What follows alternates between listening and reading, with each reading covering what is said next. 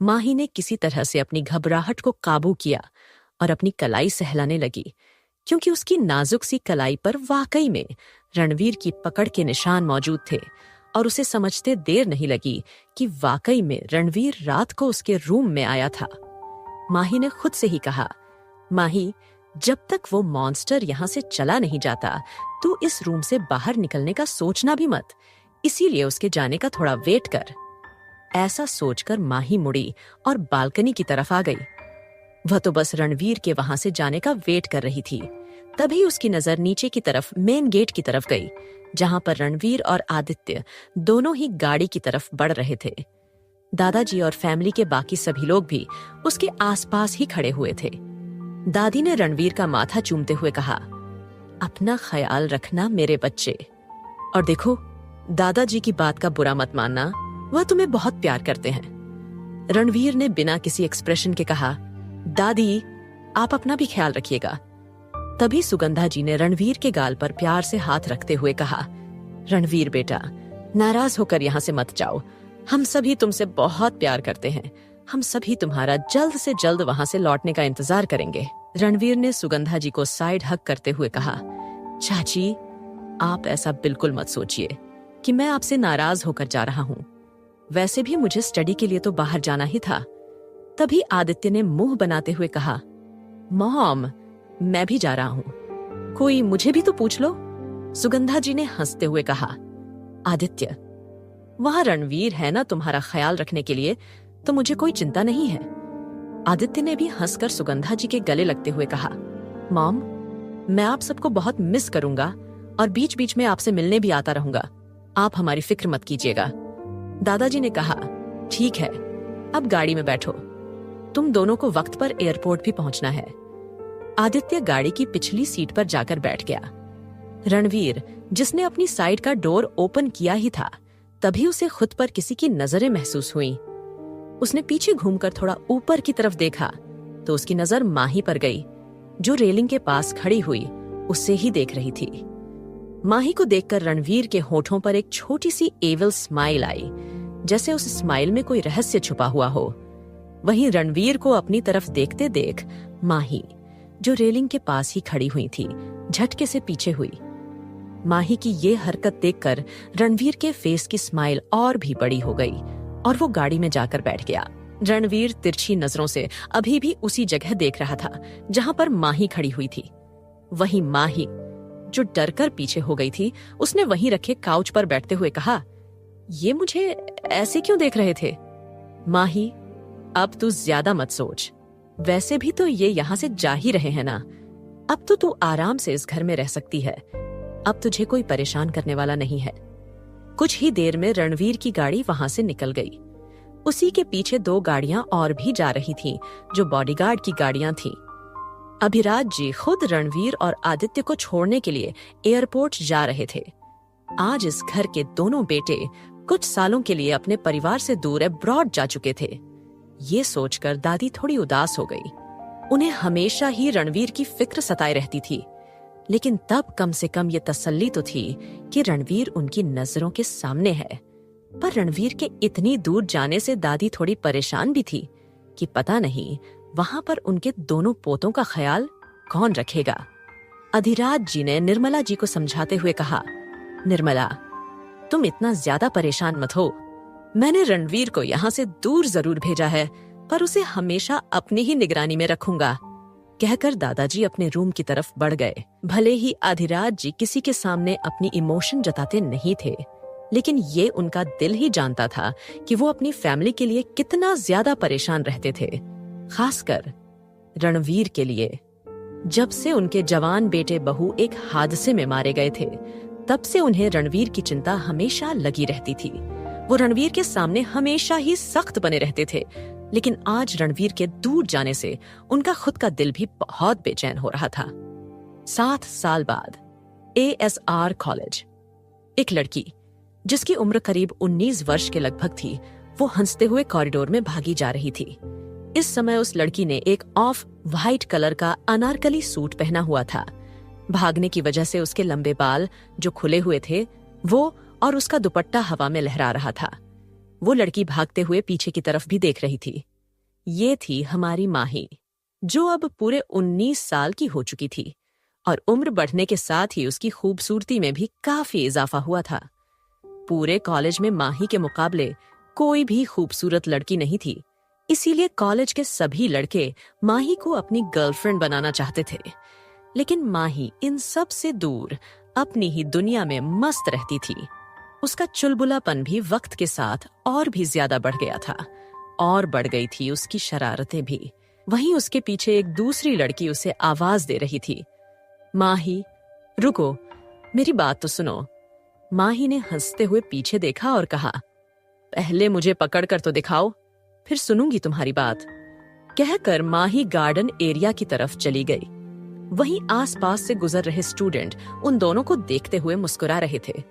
तभी उसके पीछे भाग रही लड़की, जो नेहा थी, वो रुक गई और अपनी कमर पर हाथ रख हांफते हुए बोली, माही, क्या तुम 2 मिनट रुककर मेरी बात नहीं सुन सकती क्या?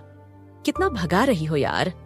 माही, जो भागते हुए आगे जा रही थी, वो रुकी और पीछे मुड़कर नेहा की तरफ देखते हुए कहा, क्या हुआ नेहा? इतनी जल्दी थक गई, इसीलिए कहती हूँ कम खाया करो मोटी, भागा भी नहीं जाता है तुमसे। माही की बात सुनकर नेहा ने मुंह फुलाते हुए कहा, तुमने मुझे मोटी कहा? रुको, मैं अभी तुम्हें दिखाती हूँ। कहकर नेहा अब वापस माही को पकड़ने के लिए पीछे भागी। माही भागते हुए गार्डन एरिया में आ गई थी। अब दोनों के बीच पकड़म पकड़ाई का खेल चल रहा था। तभी माही भागते हुए किसी से टकरा गई और एकदम से वहीं हरी घास पर गिर गई। नेहा, जो अब तक वहां आ गई थी, अब वो माही को नीचे घास पर गिरा हुआ देखकर जोर जोर से हंसने लगी। वहीं माही अपनी कमर रब करते हुए सामने खड़े शख्स को गुस्से से देख रही थी। क्या अखिल, तुम देखकर नहीं चल सकते हो? गिरा दिया ना मुझे, माही ने कहा। तो अखिल, जो माही और नेहा का ही क्लासमेट था और लगभग उनकी उम्र का ही था, उसने अपने हाथ बांधते हुए कहा, हाँ, जानबूझकर गिराया मैंने तुम्हें। अभी जो तुम करके आई हो ना, उसे मैं भूलूंगा नहीं। तो माही खड़ी हुई और अखिल के पास आते हुए बोली, अरे शुक्र मनाओ, क्योंकि मैंने तुम्हें बचाया है। तुम नहीं जानते, वो लड़की 1 नंबर की चुड़ैल है। तो अखिल ने अजीब से एक्सप्रेशन के साथ कहा, तुम्हें हर वह लड़की चुड़ैल क्यों नजर आती है जो मेरी गर्लफ्रेंड बन रही होती है? यार, मेरे रिलेशनशिप को एक दिन नहीं होता है और तुम मेरा ब्रेकअप करवा देती हो। नेहा ने भी उसके पास आते हुए कहा, यही बात तो मैं इसे समझा रही हूं ना, कि पता नहीं इसे क्या प्रॉब्लम है। ना तो ये मेरा कोई बॉयफ्रेंड बनने देती है और ना ही तुम्हारी कोई गर्लफ्रेंड। माही ने अपनी एक एक बांह उन दोनों की बाहों में डाली और उनके बीच में खड़े होते हुए कहा, क्योंकि जब भी तुम दोनों के गर्लफ्रेंड और बॉयफ्रेंड बनते हैं ना, तब तुम लोग मुझे ही भूल जाते हो और मुझे तो वक्त देते ही नहीं हो। मैं चाहती हूँ मेरे दोनों बेस्ट फ्रेंड सिर्फ मुझ पर ही ध्यान दें, ना कि किसी और पर। तो नेहा ने कहा, तो क्या सारी जिंदगी तुम हमें ऐसे ही सिंगल रहने देने वाली हो?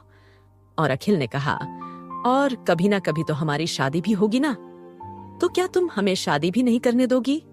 तो माही ने दोनों को बारी बारी से देखा और कहा, नहीं, हम तीनों ही शादी नहीं करेंगे और सारी जिंदगी बेस्ट फ्रेंड बनकर साथ रहेंगे। अखिल ने अपना सिर पीटते हुए कहा, माही, क्या पचकानी बातें करती हो? तुम कब बड़ी होगी?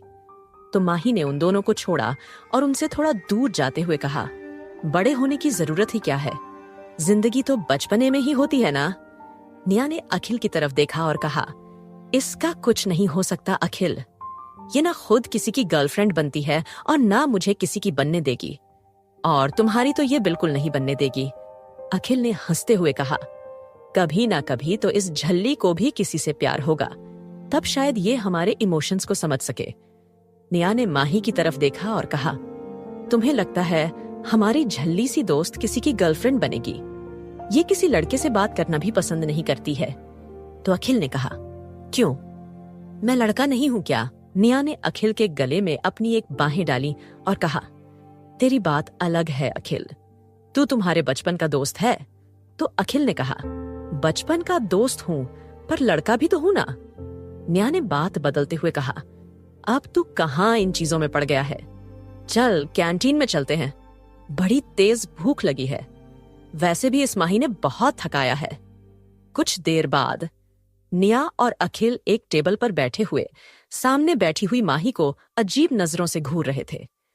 टेबल पर ढेर सारा खाना लगा हुआ था जो ज्यादातर फास्ट फूड ही था, और माही उस खाने को ऐसे ठूंस रही थी जैसे अगर उसने देर कर दी तो कोई आकर उसका सारा खाना खा जाएगा।